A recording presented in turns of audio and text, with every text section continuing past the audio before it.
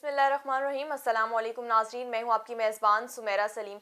जी नाजरीन, इस वक्त हमारे साथ मौजूद हैं दिफाई तज्जिया निगार senior analyst general Amjad Shoaib साहब। अस्सलाम वालेकुम सर। जी वालेकुम सलाम। सर, मेरा पहला क्वेश्चन ये है कि जिस तरह से मंजूर पश्तीन को जो है गिरफ्तार किया जाता है, लेकिन उसके कुछ टाइम बाद जो हम देखते हैं एक लिबरल्स का टोला आ जाता है जो उन्हें डिफेंड कर रहा है।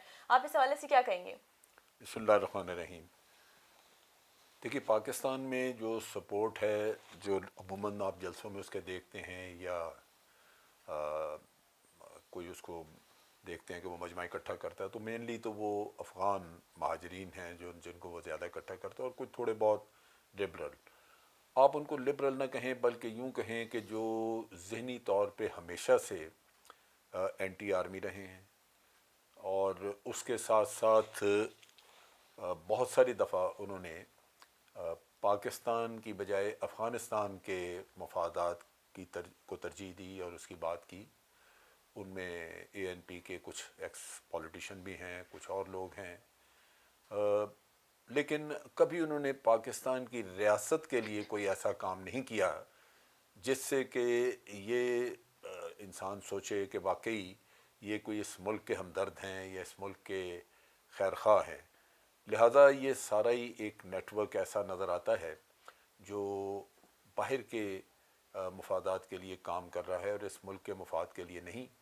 उसमें आप मुख्तलिफ़ नामों से किसी को लिबरल कह लें, कोई अफ़गानी है यहाँ पे, और कुछ ये PTM में जो चले गए लोग वो हैं फाटा के। तो इस तरह एक ग्रोह तैयार हुआ है। अब इनके जो बाहर भी दूसरे मुल्कों में कई जगहों पे ये एहतजाज वगैरह कर रहे हैं, अभी इन दिनों में भी इन्होंने किए हैं, तो वहाँ पे भी हमारी जो रिपोर्ट्स हैं, हमने सारा जो चेक किया, वो यही हैं कि वहाँ जो अफ़गानी हैं बाहर सेटल हुए या अफ़गान महाजर होकर जो जा चुके हैं, वो लोग इनके मुजाहरों में शामिल होते हैं। उनको इंडियन इंटेलिजेंस वहाँ से मोबिलाइज़ करती है, और आपको पता है कि PTM के सारे लीडर्स का जो ताल्लुक़ वास्ता है वो हुसैन हक्कानी के साथ है, जो इस मुल्क का एक सर्टिफाइड गद्दार है। तो इस तरह की जब चीज़ें देखें, या फिर आप देखते हैं कि जिस तरह अफ़गान लीडर फ़ौरन इनकी हमायत में बाहर निकल आते हैं, तो उन चीज़ों से अंदाज़ा होता है ना। आपको पता है, मैं इंटेलिजेंस वालों की तरह तो मेरे पास सारी इन्फॉर्मेशन नहीं है, लेकिन एज एन एनालिस्ट मैं बिल्कुल समझता हूँ कि लिबरल वगैरह कुछ नहीं, ये सब एंटी पाकिस्तान एलिमेंट होते हैं जो इनके साथ आपको खड़े नज़र आते हैं। सर, लेकिन इसी तरह हम दूसरी अगर बात करें कि जिस तरह से जैसे ही मंजूर पश्तीन साहब को गिरफ्तार किया जाता है तो एक अफगान सदर साहब की जानिब से एक ट्वीट किया जाता है जिसमें हिमायत की जाती है। लेकिन अगर हम बात करें यही अफगान सदर जिनको मंजूर पश्तीन की गिरफ्तारी पे तो बहुत इन्होंने वावेला मचा रहे हैं, ट्वीट कर रहे हैं, लेकिन कश्मीर में इतने ज़्यादा दिन हो गए हैं, वहाँ पे लोग सरापा एहतजाज हैं, फ़लस्तीन का मसला देख लें, उस टाइम तो इनकी गैरत नहीं जागती है, लेकिन सिर्फ मंजूर पश्तीन की दफ़ा जाग जाती है। देखिए, इसी से ही आपको अंदाज़ा होना चाहिए कि उनको कोई अपने मुसलमान भाइयों का या कोई दीनी ताल्लुक़ की वजह से नहीं है किसी के साथ। वो 100% एक मफादात, और वो भी हिंदुस्तान के, इंडिया के मफादात जो हैं भारत के, उसके लिए होता है। क्योंकि भारत का एक कितना असर रसूखा मौजूद है। भारत ने कुछ एग्रीमेंट्स किए हुए हैं स्ट्रेटजिक पार्टनरशिप वगैरह के अफ़गानिस्तान के साथ। फिर अफ़गानिस्तान की इंटेलिजेंस, उनकी पुलिस, उनकी आर्मी, हर जगह इनकी प्रेजेंस मौजूद है भारत के लोगों की। या उनके लोग अगर अफ़गानी भी हैं तो वो भारत के ट्रेंड हैं जिनको यहाँ रखा गया, वो एक तरह के उनके इंडियन एजेंट हैं। इसका नतीजा ये हुआ कि आज जो हुकूमत वहाँ पे है वो आज़ाद नहीं है, वो भारत की ग़ुलाम है। एक तरह की कॉलोनी बन चुका है ये मुल्क भारत की। क्योंकि जब आप अपने मुल्क के मफादात की बजाय किसी और मुल्क के मफादात के लिए भाग दौड़ करते नज़र आएँ, तो कोई मजबूरी तो है ना आपकी, और मजबूरी यही है कि ये भारत के एक तरह से ग़ुलाम हो चुके हैं। और ये सूरत हाल जो है वो हमें लाजमी काबिल कबूल नहीं है। क्योंकि अब अशरफ गनी कौन होता है इधर, अपना मुल्क का तो उसका बदहाली का शिकार है, उनसे उस मुल्क के ऊपर तो काबू होता नहीं। और एक छोटी सी हुकूमत, यानी कहने को अफ़गानिस्तान की हुकूमत है, लेकिन अफ़गानिस्तान के तीसरे हिस्से पे भी, 1/3 पे भी पूरी तरह कंट्रोल नहीं है। तो वो गवर्नमेंट दूसरे लोगों को कुछ कहे, मैं समझता हूँ कि उनको अपने गिरबानों में झांकना चाहिए। शर्म आनी चाहिए उन लोगों को कि वो मुसलमान हो के और किसी और के आलाकार बन के अपने जी। एक ब्रादर मुल्क के साथ इस तरह का सलूक करें। और वो भी उस वक्त जबकि लाखों की तादाद से उनके अपने लोग यहाँ पे پچھلے تقریباً 35-40 سال سے ہماری مہمان نوازی کا ایک لطف اٹھا رہے ہیں. مہمان نوازی کی وجہ سے یہاں بیٹھے ہوئے ہیں. اتنی بڑی تعداد میں آپ کسی بھی ملک کے لوگوں کو یوں پناہ دیں تو وہ ملک تو ساری زندگی آپ کا شکر گزار ہونا چاہیے ساری عمر کے لیے. لیکن یہ انتہائی ناشکرے اور انتہائی میں سمجھتا ہوں کہ ناقابل اعتبار لوگ ہیں.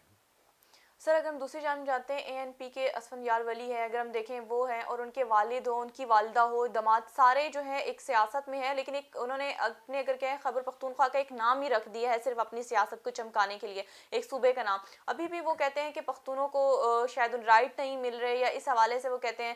تو آپ اس حوالے سے کیا کہیں گے؟ وہ کہہ رہے ہیں کہ منظور پشتین کی گرفتاری پہ بڑے کھل کے سامنے آئے ہیں. تھوڑا بہت ان لوگوں کو بھی موقع مل جاتا ہے اس طرح کی بات کرنے کا، لیکن سمجھنے کی بات ہے وہ یہ ہے کہ خیبر پختونخوا جسے ہم صوبہ سرحد کے زمانے کہتے تھے، وہاں پہ تو انہی کی پختونوں کی حکومت ہے نا، انہی کا صوبہ ہے. اور پھر پورے پاکستان میں ہر جگہ پختونوں کے بڑے کاروبار ہیں. اور کراچی میں آپ دیکھ لیں تو پختونوں کی بہت ہی بڑی آبادی ہے، دوسری سب سے بڑی آبادی وہاں پہ ہے. کراچی میں اور کراچی کا ٹرانسپورٹ کا سارا کاروبار تقریباً پختونوں کے پاس ہے. لیکن پختون پاکستانی ہے، کسی کو اس سے کوئی سروکار نہیں، کوئی اس سے شکوہ نہیں. ہر پاکستانی آزاد ہے کہ وہ پاکستان کے اندر جہاں جی چاہے کاروبار کرے، وہ پختون ہو یا کوئی اور ہو. تو جب آپ کو پوری طرح آزادی اور ہر طرح کا آپ کو سہولت آپ کو میسر ہے، تو پھر یہ پختون مسئلہ تو نہ ہوا. ایسے کیونکہ پختون تو لاہور، اسلام آباد میں آپ دیکھ لیں چپے چپے پہ پختونوں کے کاروبار ہیں، تو بڑی اچھی بات ہے، ہیں ان کے ہمارے بھائی ہیں. لہٰذا اس لحاظ سے تو پختونوں کو کوئی پرابلم نہیں. لیکن یہ کہ فاٹا میں کچھ تھوڑا بہت مسئلہ رہا ہے، بعض شکایات بھی ہوں گی. اس کو یہ کہنا فاٹا کے اگر کوئی 2 لوگ اٹھ جائیں یا 4 اٹھ کے یہ کھڑے ہو جائیں اور پختونوں کا مسئلہ بنا دیں، تو پھر اسی سے آپ کو بدنیتی کا پتہ لگ جانا چاہیے کہ جو مسئلہ پختونوں کا نہیں، آپ اس کو پختون مسئلہ بنا کے ایک زبان ایتھنک کمیونٹی کے اوپر آپ ایک مسئلہ کھڑا کر لیں تو ملک کدھر جائے گا. ملک میں تو مسائل تو سب کے لیے ہیں. اکانومی جس طرح اس برے حال میں ہے، تو کیا پنجاب میں لوگ سکھ میں ہیں یا سندھ میں یا بلوچستان میں؟ ہر جگہ. اب کوئی اٹھ کے یہ تو نہیں کھڑا ہو سکتا کہ سندھی نعرہ لگا دے کہ جناب سندھیوں کے حقوق دو، پنجاب کھڑا ہو جائے پنجابیوں میں. پورے پاکستان کو مسئلے ہیں. اور پھر جو فاٹا میں پرابلمز ہیں، فاٹا کو لوگوں کو سوچنا چاہیے، ٹیررزم بھی تو فاٹا کے لوگوں نے کیا تھا نا. یہ جو بیت اللہ محسود تھا یا حکیم اللہ محسود ہے یا لطیف اللہ محسود ہے، یہ کہاں سے آئے تھے؟ انہوں نے اپنے گروہ وہیں بنائے نا. تو تبھی وہاں جنگ ہوئی. اگر فاٹا کے لوگ یہ کام نہ کرتے اور ایک لا ابائڈنگ سٹیزن کی طرح حکومت کے ساتھ رہتے تو کوئی مسئلہ نہیں تھا، فاٹا میں یہ پرابلم آتی نا. اب فاٹا کے لوگوں نے جب یہ بغاوت والا کام کیا تو اس کی وجہ سے جو تباہی آئی، اس کا کسی اور کو ذمہ دار ٹھہرانا وہ بڑی زیادتی ہے. اور پھر آپ یہ بھی دیکھیں کہ وہاں پہ ترقی کتنی ہوئی ہے. یہ فوج کو باتیں کرتے ہیں، آرمی نے وہاں پہ جو کچھ کر کے دیا ہے، ان کو شرم آنی چاہیے، دیکھنا چاہیے. سڑکیں بنا کے دی ہیں، مارکیٹس بنا کے دی ہیں، اسکول بنا کے دیے ہیں، ہاسپٹل بنا کے دیے ہیں، وہاں پہ بہت کچھ بنا کے دیے. اس فاٹا کی شکل بدل کے رکھ دی ہے.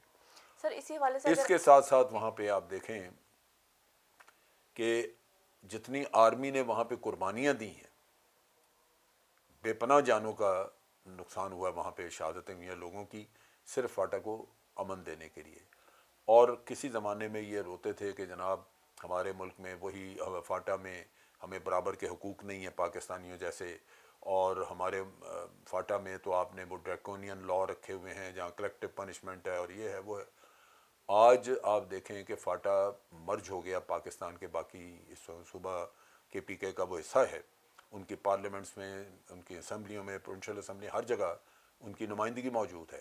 اور ان حالات میں ان کو وہ برابر حقوق مل گئے جو آہستہ آہستہ جس میں امپرومنٹ آ رہی ہے.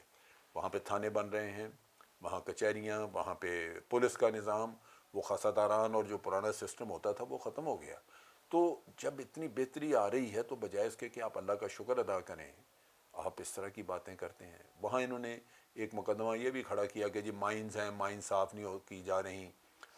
مائنز جو ہیں یہ وہاں پہ پہلے تو مجاہدین نے لگائیں آج سے 40 سال پہلے، پھر اس کے بعد اب جب طالبان آئے تو انہوں نے لگائیں، فوج نے نہیں لگائیں. فوج ان کو ڈھونڈتی پھرتی ہے، اس میں آرمی کے بھی کئی لوگ مارے گئے. فوج تلاش کرتی پھر، کیونکہ جو مائنز آرمی لگاتی ہے اس کی باقاعدہ نشاندہی ہوتی ہے، آپ